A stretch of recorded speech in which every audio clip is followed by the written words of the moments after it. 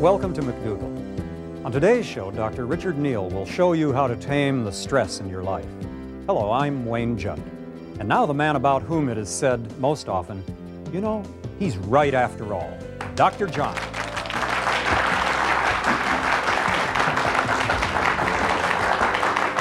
Thank you,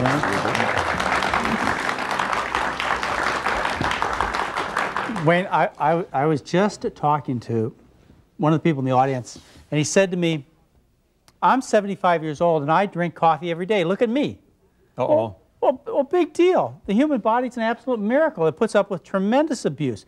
It puts up with 2 packs of cigarettes, a half a bottle of whiskey, and grease every day, and it lives. And he'd probably cite George Burns as with the cigars good reason to smoke a cigar. So, you know, people should stop, instead of saying, how much abuse can I give my body and it still lives, they ought to be asking the question, how good can I take care of myself? And we don't do that because the body is really a miracle.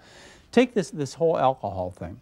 We've got doctors out there recommending that people drink alcohol because it reduces your risk of heart disease. And they're telling the truth. Those are the red wines. Well, red wines, and even go so far as any type of alcohol. They're telling the truth. Okay. But unfortunately, I think it's not a good general message for people, because the amount of harm done in our society by alcohol, the traffic accidents, the people who die and are maimed, the abuse, the spousal abuse, the people who die from other alcohol-related diseases, any slight benefit you get from heart disease is offset by the tragedy. I think you're right. And my wife is a very avid member of Mothers Against Drunk Driving. In fact, we have 2 little red ribbons we tie on our antennas of our car and drive around town hoping somebody will notice. It's a sad situation. That's why really I think that the health profession, even though there is some truth to it, should not be an advocate of alcohol consumption.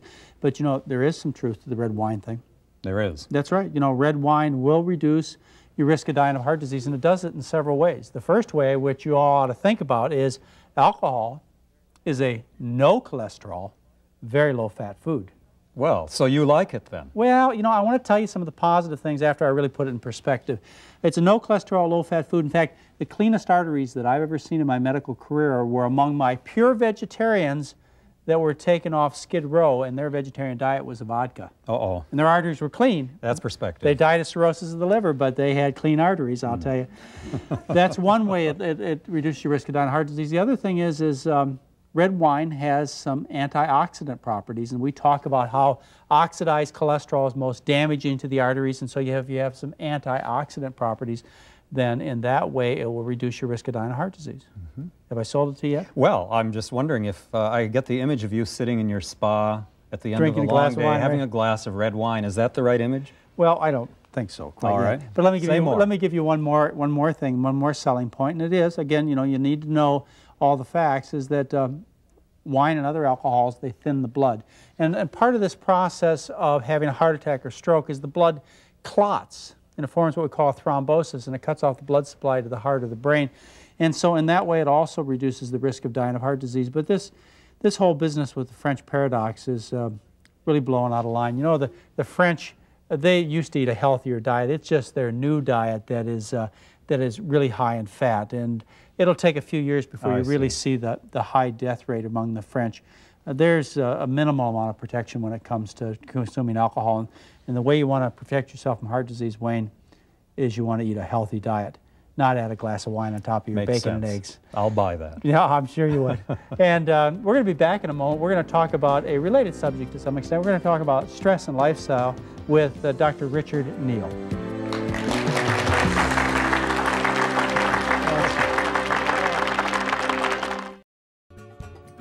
Thanks for watching Hello Channel. Learn the language of the internet, travel, commerce, and diplomacy. Watch Hello Channel and learn English. Do it for yourself. I'll be honest, at first, I was really frightened. Can you imagine a man my size playing hopscotch? But you know what? It really got things going. We related. I just stopped what I was doing and asked my daughter what she wanted to do. Very good. Next week's assignment is to eat dinner together every night and tell me what changes in your family. Class dismissed. Give your family everything. Give them your time. From the Church of Jesus Christ of Latter-day Saints.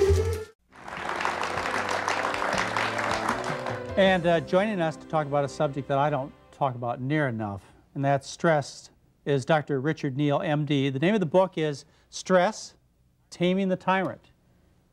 It's a tyrant in everybody's life. Exactly. And I must mention, Dr. Neal's here under a little bit of stress himself. He's got a bit of laryngitis, as you'll notice, but is stress all that bad? Well, it's hard to put your finger on it exactly. This is one of the reasons why the American Heart Association has had difficulty in quantifying it. It's something that's around in everybody's life, and after having practiced medicine for 30 years, I see a lot of it under the covers, as it were. Yeah, but Dr. Neal, I have to tell you, for me, stress is important. It gets me to resolve problems and get the job done. I mean, without stress, I mean, I'd lay back on the beach with a book and my life would be ruined. It'd be a disaster. There's no question. You're surrounded tonight.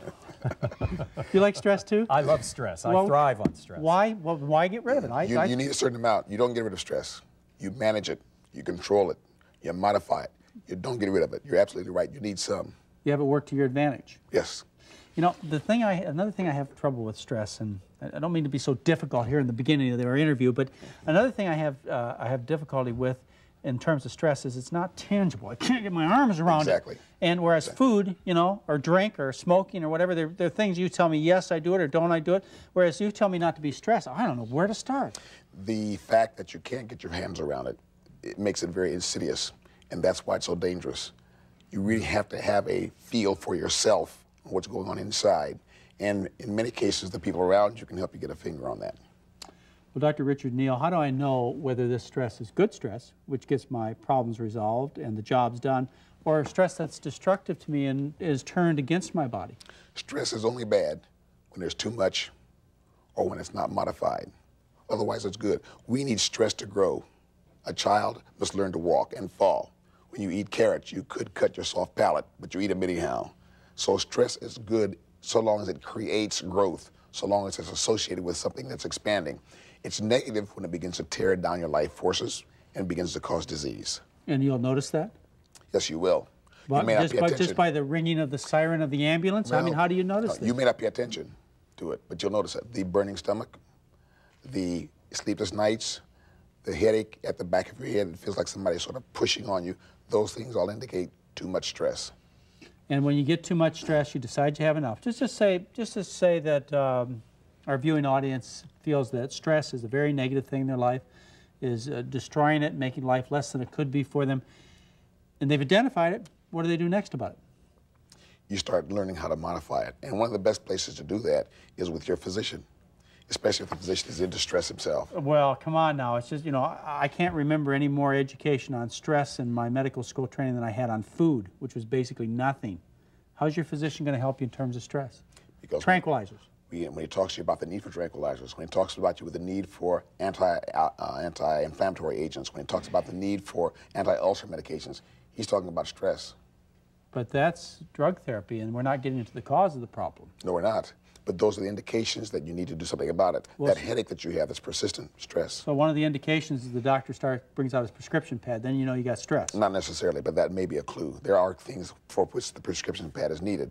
But when he says you need a tranquilizer, you need something for your ulcers or for your hyperacidity, or you need something for your headache, and I want something to calm you down, clues about stress. Okay, so you say you have stress and you don't want to take the drugs. What if you decide that stress is not due to tranquilizer pill deficiency or due to anti-ulcer pill deficiency? What if you say it's due to something else going on in my life, and I'm the kind of person who wants to get to the bottom of things? What do I do to identify the cause of my stress, and what action do I take? One of the best ways to identify the cause of stress in that kind of context is to talk to people around you, especially people who love you and are close to you, such as your wife or your children or even your boss. If you go to them and reflect the fact that you're having problems, sometimes they can help identify what's going on and help you find solutions for it. Dr. Neal, what are the greatest causes of stress? Is there, I mean, can we have sort of a descending list of what it is that stresses people? I tell people if you want to reduce your stress by about 75%, stop trying to control people. Control other people? Yes. Children, spouses, employees. You got any good techniques for that? I was holding a seminar once and we were talking about managing stress in that context. And a person raised her hand and said, if you can't control people, How can you get them to do what you want them to do? The answer? They must buy into your vision. Whether it's a child with a bad report card or an employee that's balking, if that person will buy into what you're trying to do, what you're seeing, you don't need to control. And if you have to control, it means they don't buy into it. So you've got to be a good salesman. Exactly. You got to present your idea, and you got to get your wife and your boss and so on to buy into what you're doing, and then life goes well for you. As long as they buy into it. And if they don't, maybe your idea is wrong. And then you go on to something else. Yes. And so you're talking about relieving interpersonal stresses. Interpersonal relationships, and stop trying to control people. But I'd have to say, for most of the folks that I know out there, they believe stress comes from not having enough money, not getting along with their spouse, having some type of loss in their life, a loss of another person, or a loss of a job, or a financial loss. You know, stress comes from a lot of other areas besides interpersonal relationships, and I'd like to find out from you how we identify those things. And I want some real tangible ways. I hate to be so demanding, Dr. Richard Neal, but I'm the kind of guy that wants tangible steps. You tell me 1, 2, 3, this is what you got to do, and your life's going to be better. And that's kind of advice that I'd like to share with my viewers. And we'll be back in just a moment and share with you some more information about stress, taming the tyrant, with Dr. Richard Neal. Learn English at home. Just say hello.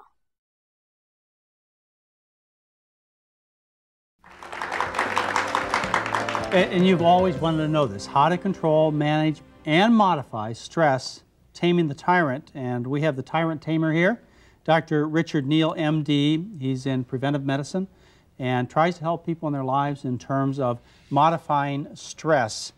And we talked about controlling relationships, but how about other things that cause stress in life? Losing jobs, having difficulty with your spouse.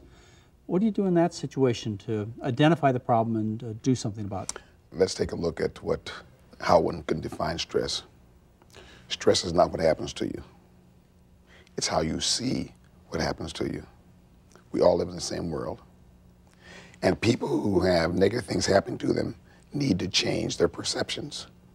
That's how you change the impact of the stressor. Control, we talked about.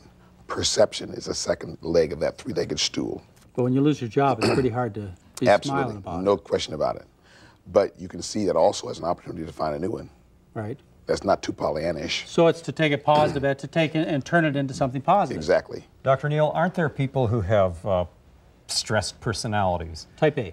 Type A personalities. Double A. I'm thinking of John here, for example. Yeah, I thought so. Is there any way that however skilled you might be, you could cure a man like John? Yes, he can be cured. No tranquilizers, thank you. But that's right, it has to be through his diet. Can you do it through his diet? The typical cure for that kind of type A-ness does not come through diet as such. I see. Some of the people who deal with hyperactivity in children have found, however, that certain dietary regimens may change the hyperactivity. But for the type A person, Dr. Friedman, who is one of the co-founders of the type A type mindset, did an experiment. In fact, he was funded to change type A's into type B's. They had to stop the experiment after 2 years because they found they were so successful, it would have been unethical to continue on with that.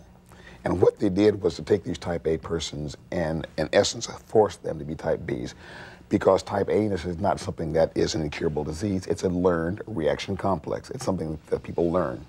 You're absolutely convinced of that, I guess. Yes.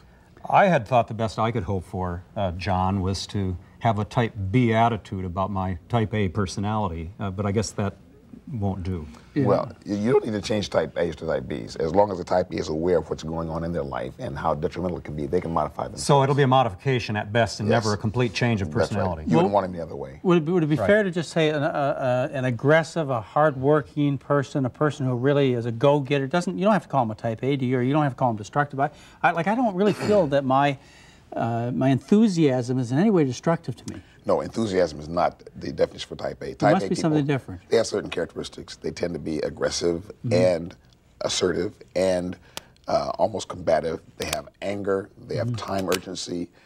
They speak rapidly. They jab the air with their fingers. They're not having fun either, are they? No, well, it's sort of perverse fun. Oh, I see. Okay, so we're going to relieve the stress in our lives. Meditation? Meditation is fine as long as one has something to meditate about. How about religion? Religion is great as long as you have the right focus. What's the wrong focus? I come from a Christian ethic. Okay. And the Christian ethic, the thing that distinguishes it from other religions is what God does for me rather than what I do for him. So if I'm focused on what I must do for God, that tends to increase my stress. If I'm focused on what he does for me, it tends to relieve it. I see. And how about exercise? Exercise is a great stress reducer. So let me get, did I get my tangible points out from you then? I suspect so. Exercise. Yes.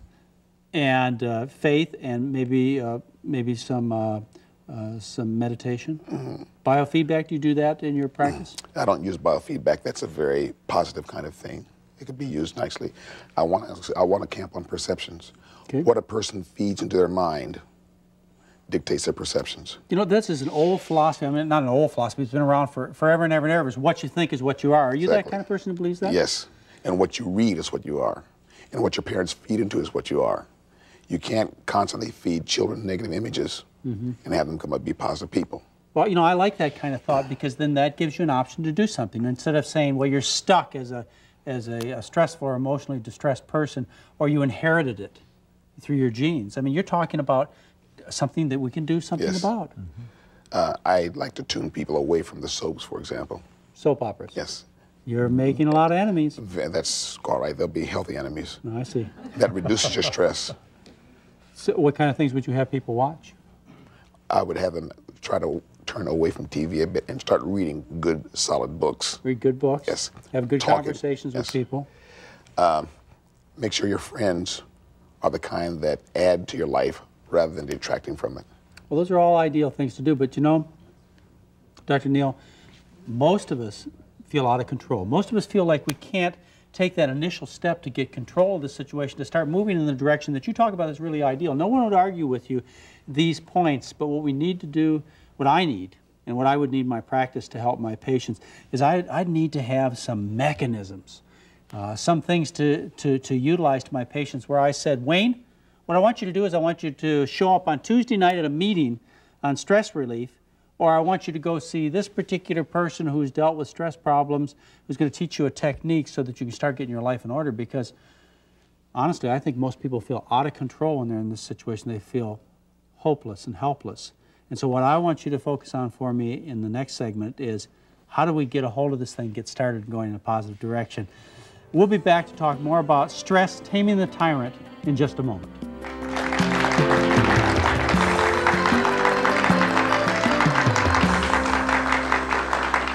Learn English and have fun.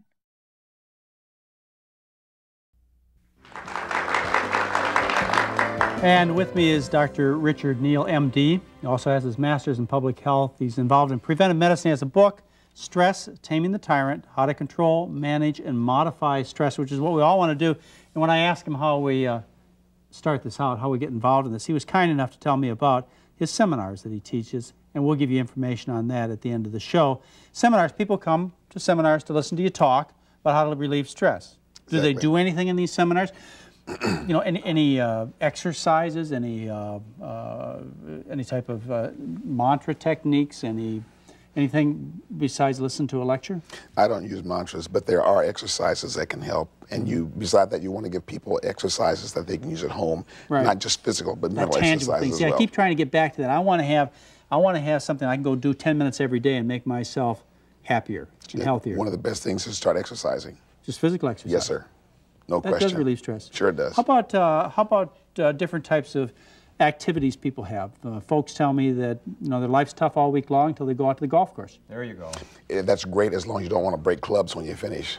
And I don't do that because it's too stressful for me.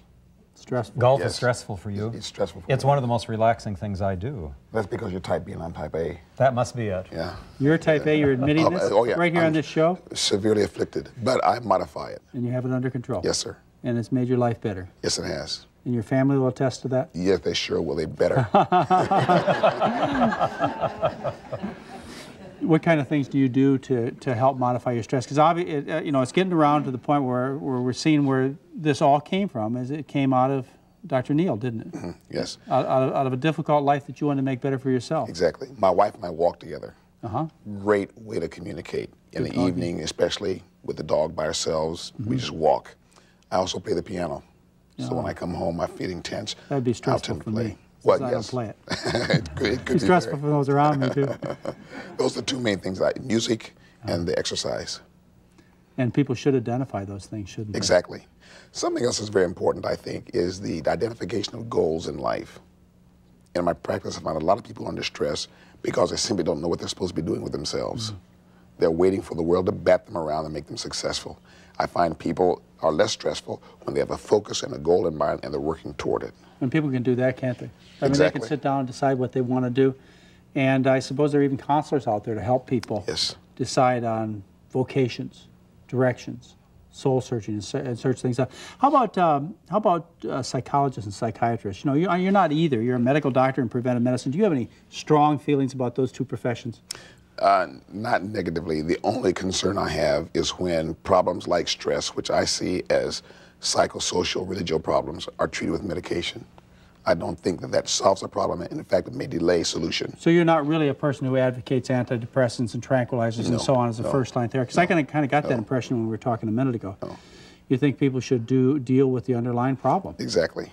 And most of the time, again, in my experience, it's been the person who is either misperceiving or perceiving negatively what's happening to them, or they're trying to control people. Children, especially parents with children, tremendous stressors because the parents want those kids to act right. They won't do it. Or the wife wants her husband to do things right. He should cut the grass. He won't do it. And you can't get him to do it, so we shouldn't take that in. No.